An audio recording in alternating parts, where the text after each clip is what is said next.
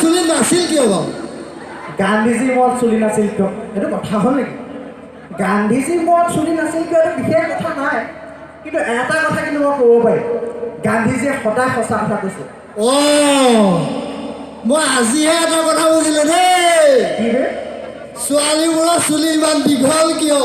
বাপ বেটা বুজাই দিলেও বুজিব হয়নে নহয় বাৰু তই হিলাই দিবি মই গম পাইছোঁ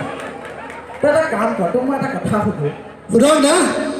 ৰাজা ৰামমোহন ৰায় কোন আছিল কৈ দেচোন ৰাজা ৰামমোহন ৰায় চাৰিজন ককাই ভাই আছে ৰাজা ৰামমোহন ৰায় আগত ইয়াত নোৱাৰি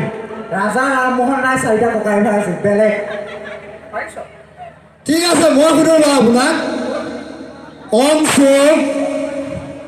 জয়ন্ত প্ৰণৱ কোন আছিলে সেইটো কিবা কথা হ'লে এতিয়া কোন আছিল বাৰু আপোনালোকে জানে নেকি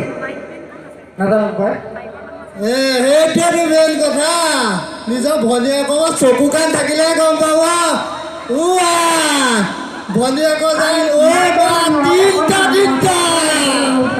ইছৰাম তই খালি খালি খালি খালি উপায়ো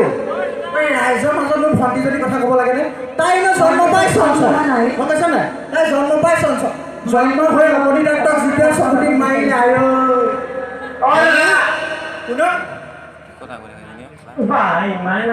ইছৰাম এইটো সোমাইহে মানুহ দেখিয়ে ভয় খাই বেহুচ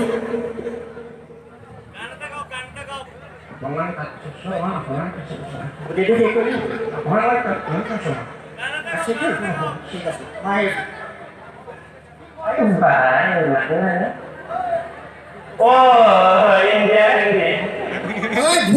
monk India Gandhi India government অৰ্থাৎ ভাৰত চৰকাৰ ইয়াত অনুষ্ঠান চলি আছে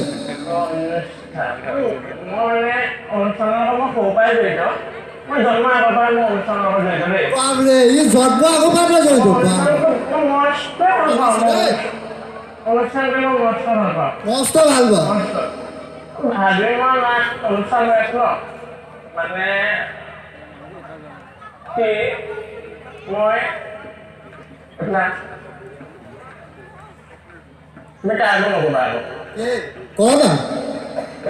যিমান বিলাক ছিংগাৰে গান গায়